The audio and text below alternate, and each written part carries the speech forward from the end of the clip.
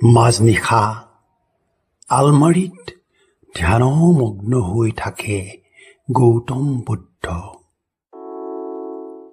কিটিৰ কিটিৰকৈ ৰুকি ৰুকি ঘূণ পোকবোৰে খুলি খুলি খায় এখন বুকু। অনন্ত সম্ভাৱনাক অন্ত পেলাই কিদৰে নিৰ্বাপিত হয় দিব্য জ্ঞান। সুখান্ধ অবোধ মানুহৰ দুচকুলৈ ক'ৰ পৰা আহে ৭খন সাগৰৰ লুণীয়া পানী।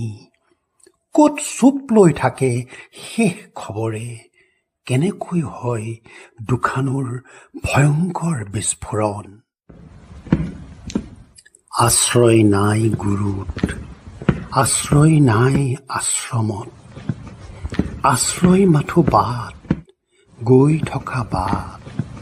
মমৰ দৰে জ্বলি জ্বলি সকলোকে পোহৰ দিয়াৰ বাট। ধূপৰ দৰে নিজকে পুৰি পুৰি সকলোকে সুবাস দিয়াৰ বাট।